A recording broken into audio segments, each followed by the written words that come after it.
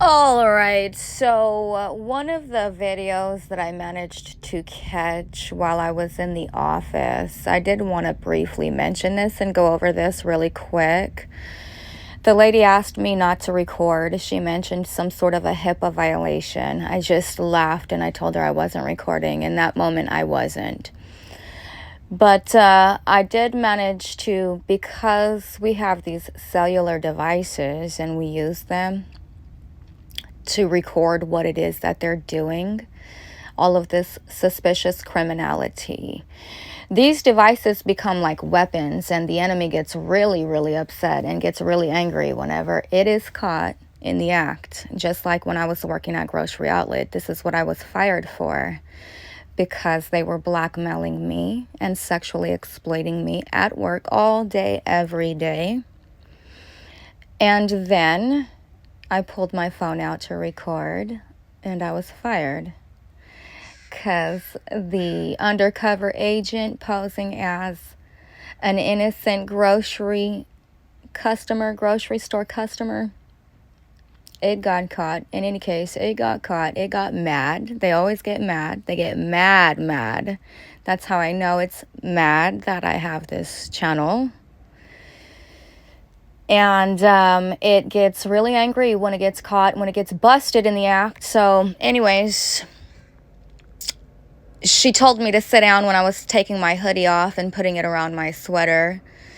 And I told her I was taking my hoodie off and putting it around my sweater. And she's like, I don't care. Anyways, so she got really short with me, needless to say. I wish I could have recorded it so you could see how ugly she was getting with me while I was in the dentist. So in any case, I had this recording, and it was just me recording the audio that was going on in there. And in the background, there were these two females talking amongst themselves, and they said something to the extent of, oh, I didn't realize it was that bad.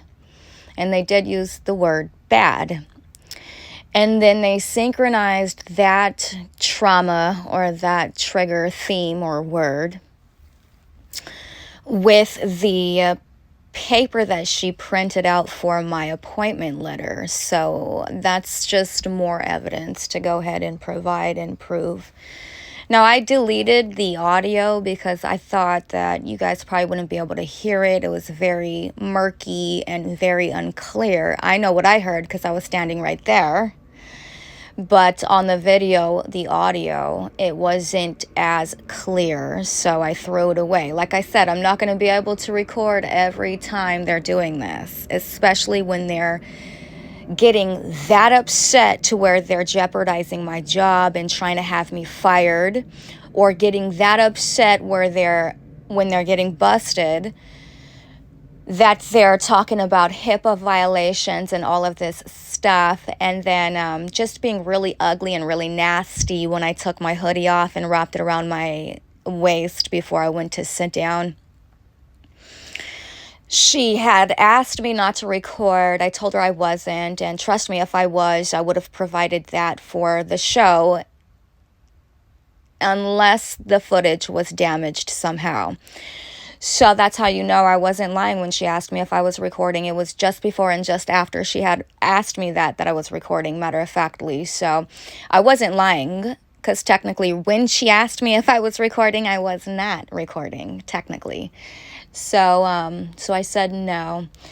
Anyways, it's really interesting how they're quick to throw the book at us, but they're over here murdering people and coercing folks into committing suicide and simulating the feeling of being rejected by God so they can stage a faulty mental health diagnosis. It's all obsessed with the Kardashians. It's all obsessed with this Cardi B and this invasion of privacy, and this whole culture is a mess. It's just a mess. So in any case, you can see how the address was provided before on the paper. That's why I blocked it out. And then this wasn't even that long ago, maybe 2 weeks ago, maybe a month. But in any case, because they're constantly doing this, it makes the target or the victim of it, it forces myself to have to isolate. So So you have to bear in mind that I very rarely get out. And then in the one out of a few cases ever, let's just be dramatic here and for the sake of argument, overgeneralize and say for that one time that I managed to leave the house in the month, for the month, to go into a facility, they're doing this. So for that one time, I never leave the house. The whole month goes by.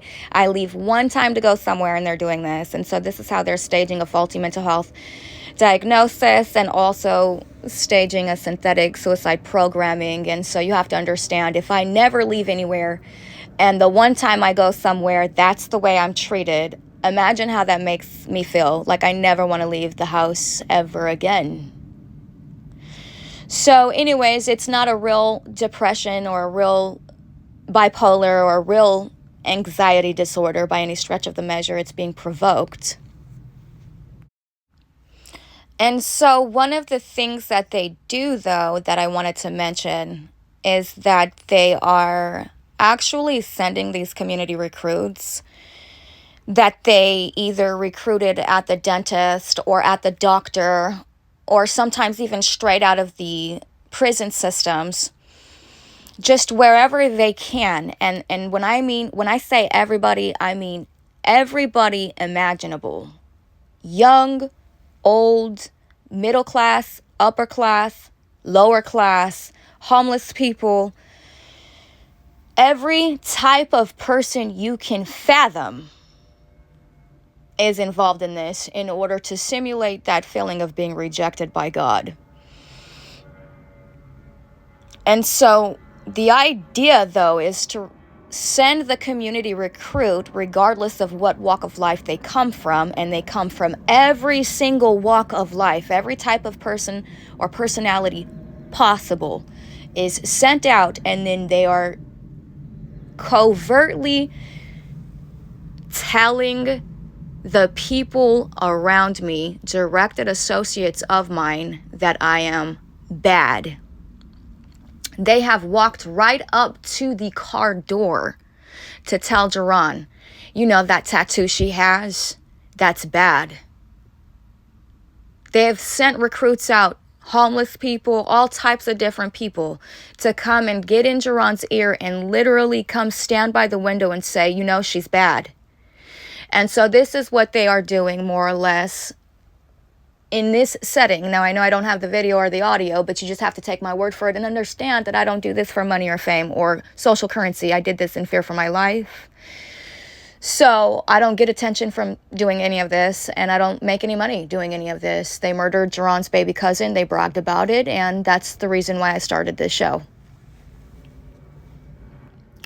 So anyways, my point is that there's no reason for me to lie. There's no reason for me to make stuff up. I don't make money doing this. I don't make friends doing this. I don't get any attention doing this. I've talked about this tons of times already. So you will just have to take my word for it in this instance. Now, just remember, it is impossible for me to get every single attack and to capture it on video. I would have to have an entire film crew for that. It's impossible. I'm never going to be able to capture every single thing. It's impossible. Even with some like spy glasses or spyware, I'd probably still miss some things. So in this case, you're just going to have to take my word for it and understand that it doesn't suit my best interest to lie about any of this.